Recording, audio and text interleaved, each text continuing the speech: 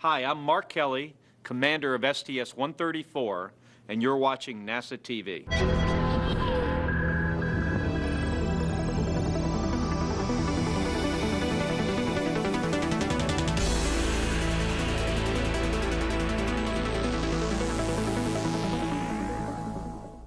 Morning, Endeavor, and a special good morning to you today, Roberto.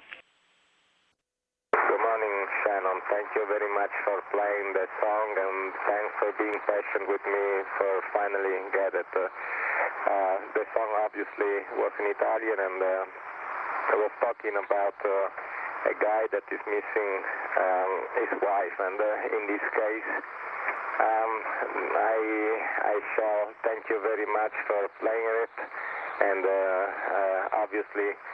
My thoughts in this case are for my wife Valeria that is in Houston, and we look forward to have the private conference tomorrow morning. Thank you again.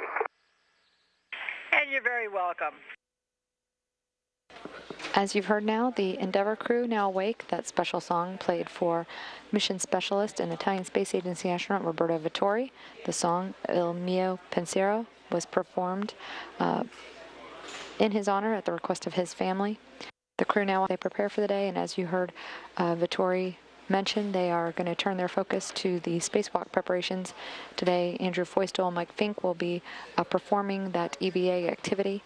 They have spent the night in the Quest airlock in preparation for that spacewalk. They likewise will have some time for personal hygiene before they start suiting up, but all of the activities remain on track for that spacewalk today. No changes to the EVA task as they remain as planned pre-flight.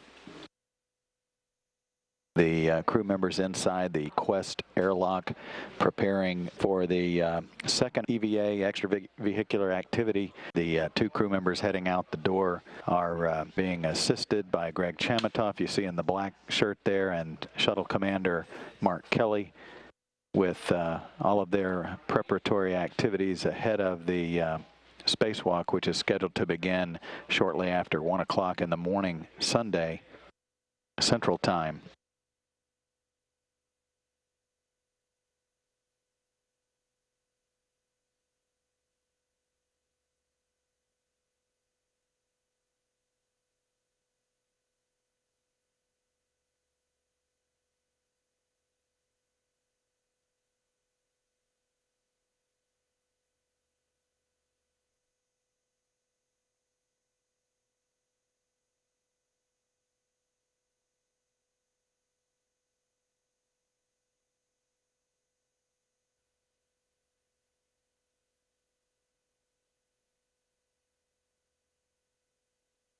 And as Mike Fink opens the hatch, the outer protective thermal cover. I will try to get out of your way.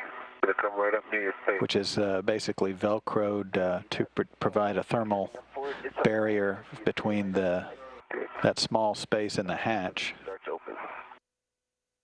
The spacewalk marks the 157th in support of space station assembly and maintenance. This is the 5th spacewalk for Drew Feustel and the 7th for Mike Fink. The two astronauts are heading out to the work site. They're heading out to the port side of the station's truss structure to complete a task begun on EVA-1 2 days ago, essentially to reconnect a jumper and then flow about 5 pounds or so of ammonia, basically to recharge the ammonia system on the port solar alpha rotary joint side. Ammonia flows through a myriad of intricate systems on the port side of the station and on the right side, the starboard side, to cool all of the equipment and avionics that is operating on the International Space Station. The jumper has now been disconnected from its temporary stowage position, and now it's ready to be mated to the P4 side. The solar alpha rotary joint obviously has been turned off so that array is not turning while the work is ongoing. Good snap back, good pull, good get. now we're going to open it, check side loads, depress the button, move valve forward.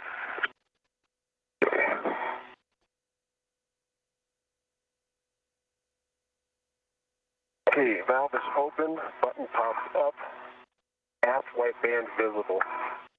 Okay, you said button up, that's good. So then you can close the booty on that. Okay, and work. They now have completed the jumper rerouting. The next step will be to go through the procedures for filling the ammonia. And we have confirmation that ammonia is flowing through the line now. This recharge of the ammonia system on the port side of the truss segment of the International Space Station is expected to take only a few minutes and recharge the system by about 5 pounds. Over the course of quite a bit of time, there's been a very, very small leak rate seen of the ammonia, and this is basically flowing, refilling or recharging the ammonia tank with ammonia that's in a spare ammonia tank assembly near the center of the station's truss structure.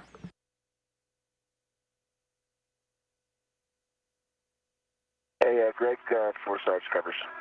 Go ahead. Yeah, some bolts are not able to be unturned. They're highly torqued at alpha 6. Looking for to be able to do one turn at a higher torque. Okay, Houston, copy that. We sure do, checking.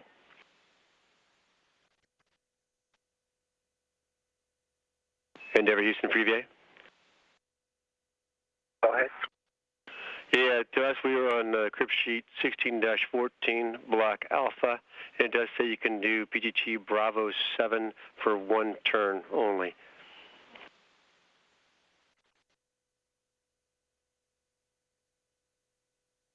Copy, Bravo 7, one turn. EV2 copies. And say again? Endeavor Houston, can we get a confirmation on which cover we're working? Yeah, would you like the explanation, Swanee? Yes, please, thanks. I think you just want to... Yes, please, thanks. Yeah, I'm loosening 3 bolts on cover 17 before I put a red on it. And since I'm very close in the work site, I'm loosening 2 bolts on cover 16. And I'd say 3 out of 6 bolts needed the extra torque. I'll copy. That's good. Thanks a bunch. Appreciate your help.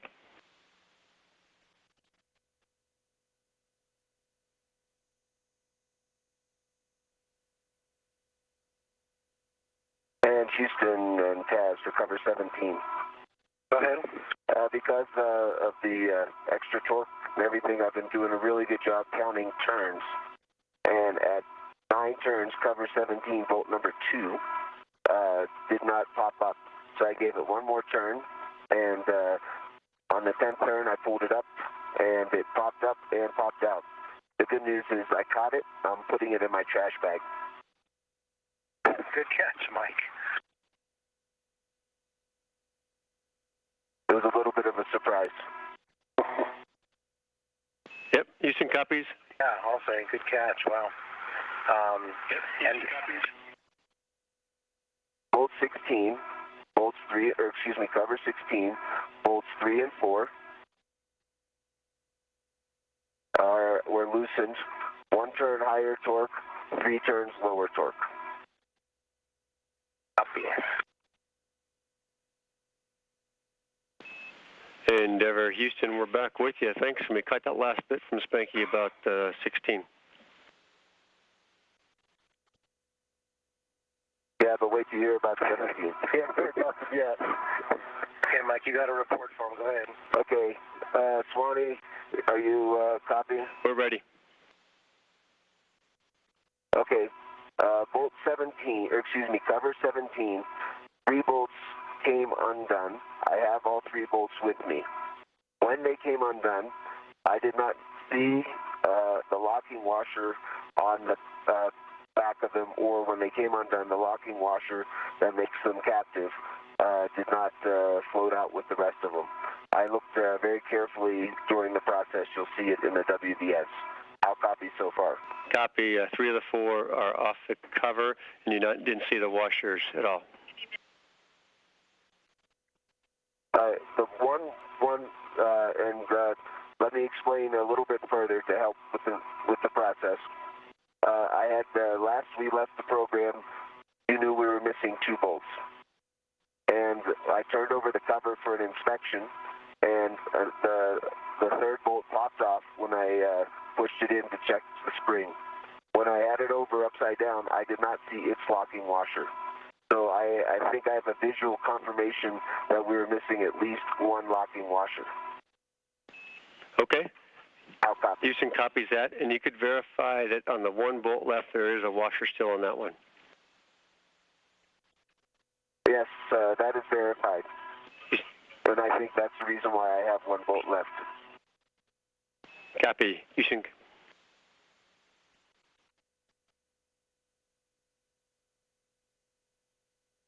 I have more, Swanee, if you have time.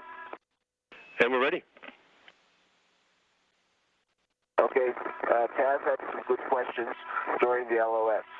One of the questions was, were all of those ones, they all need the higher torque? The answer is no. I needed higher torque on bolts number 2, 3, and 4. But bolt number 3 is still with us. Houston copies, thanks. Okay, and then you got the part about cover 16. We have 2 bolts with 4 turns on them. I've been counting really carefully. I'm going to put a red on cover 16 and try to make this one work. We'll do a very careful inspection to see if there are locking washers on those bolts. I understand. And as from past experience working on those bolts, if you want to stop even a hair short and do quarter turns, that works too. In fact, I did that on the 2nd bolt that popped out, Swanee. I have 8 turns. I stopped, and it didn't pop up. So I did quarter turns, and it popped out, and the rest of it came with it. Understood. So that popped out at 9 turns. Got it. Understand. But understood to be very careful with these, and I'll work on cover 16. Endeavor Houston, Freeview. Go ahead. We're wondering if Spanky can use, this is a quote now, gentle backhand sweeping motions to get that washer away from the Sarge.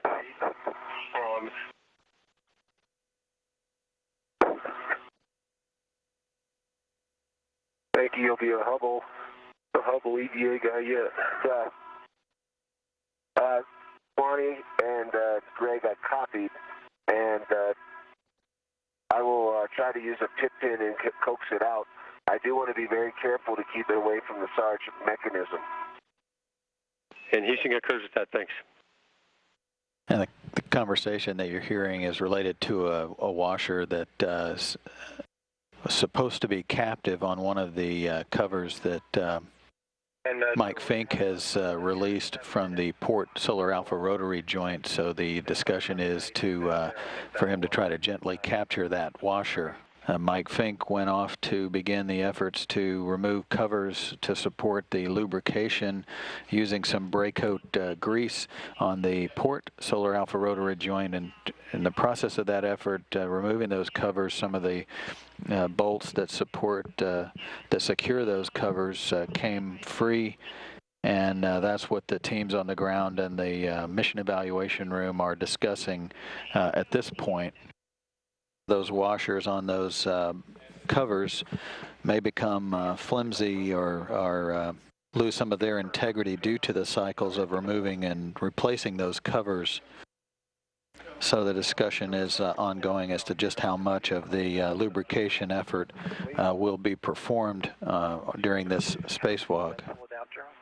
Through the helmet cam of Drew Feustel, 2 hours, 17 minutes into the spacewalk, he has just mated the early ammonia servicer jumper And the thermal team here in the flight control room for space station reporting that the photovoltaic thermal control system is holding pressure just fine.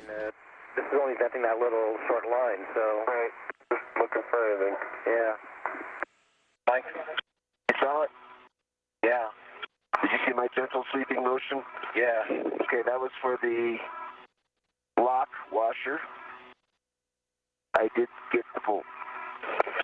And you saw how gentle I was till it popped up. And Got the bolt, you said? Yeah, I got the bolt. Endeavor Houston preview. It's your fourth grade catch, Mike. Houston call. Go ahead, Houston. Yeah, we were watching very closely, and Spanky was doing a great job on being gentle. And again, he gets the Golden Glove Award for another catch. That was fantastic. We really don't have a good answer now on why that's happening. We're going to have to talk about it for a second. And Mike, which bolt was that? Which one? Yes, I'm giving you a WVS of the underside.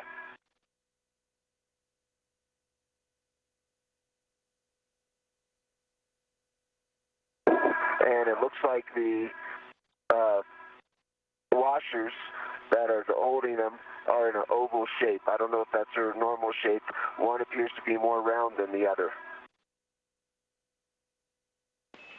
Can you see that in the WDS? Yeah, hold it there. We're lost your video. It's going in and out, so hold it there for a second. Actually, Houston has it pretty good, and that's good, and we're checking on that. I think it's supposed to be circular, so these definitely might be bent. And I'll give you a look at the other one that seems to be sticking in there the best. Yeah, that one is also oval shaped. That's bolt number 1 is oval shaped, and 3 was the one that popped off. And I'll confirm that when I turn it over. So, all right, we're going to go with cover 9 and cover 13. We're going to lube, of course, do the best we can on that. And, of course, as Spanky's working on that, Drew's going to be doing the other vent, the 17-minute vent. And after that, of course, he can come, or during that, he can come help. And when we'll get the jumper over the P3V4, we can then rotate the Sarge, and at that point, we'll figure out where we are again and do another assessment and how much more we can get done on the CVA. Okay, copy all. Okay, the cap is off of the vent tool adapter. Copy. So those big picture words from astronaut Steve Swanson in the station flight control room after the team on the ground caucused. So the plan would be to remove, and as you see, Mike Fink through his helmet cam remove 2 more covers, covers 9 and 13, lubricate underneath those, and then assess after the rotary joint's been repositioned any further work associated with the overall lubricating effort. I've got steps for you. Ready? View here from Mike Fink's helmet camera as he works on lubricating the top surface of the race ring. To do the bottom surface, they'll have to use a special grease gun with a J-shaped nozzle to get under the race ring. It's currently under cover 9, one of 4 covers that they removed so they can lubricate underneath. Okay, stand by. And the team here on the ground is reporting that the Solar Alpha rotary joint on the port side of the station that the crew members have been lubricating is now in motion. This will take about 20 minutes, and the plan is to rotate at 45 minutes, and the plan is to rotate at 200 degrees. It rotates a full 360 in normal operations for every orbit that the space station makes of the Earth. About another 25 minutes before it's there. This will spread the lubrication that they have been adding to its race rings around. Okay, very good. And then once that's done, the plan is for them to go back and do one more layer of lubrication before they close the covers that they removed earlier in the day. Meanwhile, the team here on the ground also reports that the space station's robotic arm is in motion, getting ready for Mission Specialist Drew Foistel's next task, which is going to be doing some work on the Special Purpose Dexterous Manipulator, or Dexter as it's known, a member of the robotic suite at the station that could be used to install spare parts on the outside of the station without requiring a spacewalk. The extender plug.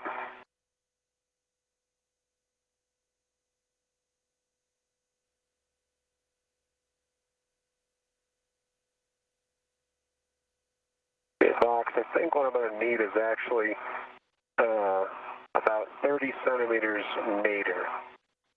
Give me some clearance. I am in the boot plate, but I need about 30 centimeters nadir away from my body.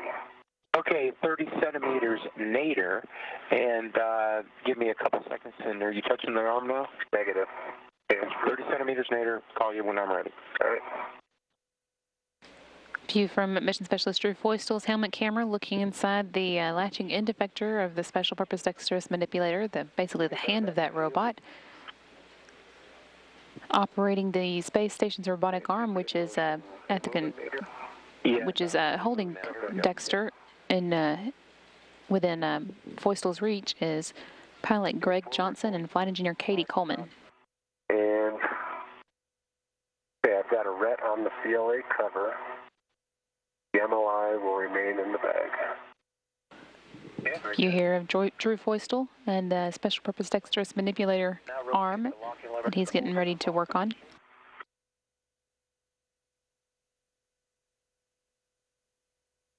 I see good motion towards my feet. See good motion? I see some of the pitch coming. Guys, I need to do the app bolt first again. Forward bolt first. Sorry, first forward bolt first. Same as before. Copy. One turn. Required, turn to required torque. Thank you. Gas, app bolt, 18.3, torqued out, maybe a quarter of a turn. Copy. Beam is very, very secure. Okay, yeah, wiggle test. No wiggle. Think reporting that he has got the second bolt driven on the first of two I'll set that up and call you back. radiator grapple bar stowage beams that he's setting up. Covers locked. Each of those has two bolts that hold it in place, and he's now got the second of two on the first beam installed. Affirmative. Close-up look at the work that Mission Specialist Drew Foistel is doing with Dexter's hand, adding some grease to the snares of the hand, which constrict to it's three different pieces of wires that constrict into a very small circle to grab onto items that the hands are picking up.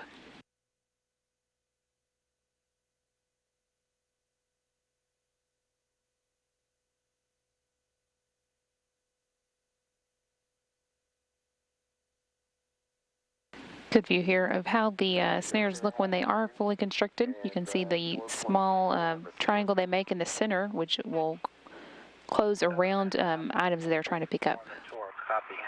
Already the wiggle test shows this beam is firmly attached, ready to move to the next setting. Okay, Bravo 3, clockwise 1 is your next setting. Bravo 3, clockwise 1.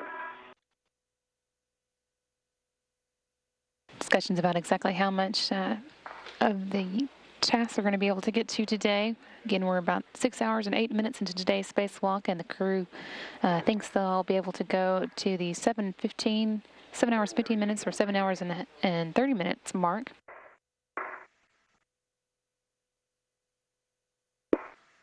So the team on the ground is discussing whether or not that gives them time to finish reinstalling the covers, the four of the covers of the Solar Alpha rotary joint before they need to come back. We have that 30 minutes on us. If you want, we can, again, tag up after we get out there and start the lube and see how we're doing and how we expect the covers to go and make a determination at that time. Yeah, let's do that. Okay. And it sounds like they've decided to leave that TBD while they go ahead and finish the lubrication of the Solar Alpha rotary joint and just see if see once they get to that point if they feel like there's still enough time to reinstall the covers, or if they need to be temporarily stored and reinstalled another time. Okay, Drew, are you on your way out to your green hook tether point? Affirmative. Okay, but when you do you drop your green, give me a glove and gauntlet check. Will do. And Mike, I can give you one right now. I'm at the airlock, by the way. Okay. You can drop the beanbag on the curved handrail. Done. And glove and gauntlet check. Gloves are good. Gauntlets are down. Excellent. Headed up. So you are out headed also to the Sarge. Roger.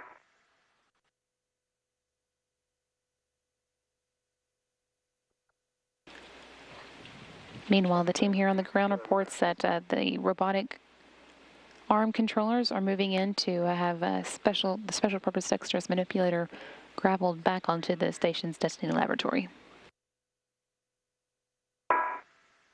This is the second lubrication that the team has done of these areas on the Solar Alpha rotary joint. They started it was actually the second task on the spacewalk to do the first lubrication. Then the team on the ground rotated the Solar Alpha rotary joint 200 degrees for about 45 minutes to spread some of the grease around, and now they're going back to give it a second coat. Commander Mark Kelly here, waiting on the other side of the hatch in the Quest airlock, ready to help the spacewalkers back inside once the crew lock of the Quest airlock has been repressurized. That hasn't started yet, but once it does start, that'll mark the end of today's spacewalk. Currently almost 7 hours and 45 minutes into the today's spacewalk. Pilot Greg Johnson here, taking some photos inside the Quest airlock, ready to meet the spacewalkers as they make their return to the inside of the space station. Johnson, of course, was at the helm of the station's robotic arm during today's work with the special purpose dexterous manipulator. Mission Specialist Drew Feustel installed a camera lens cover on the Dexter arm and lubricated the snares of its latching end effector.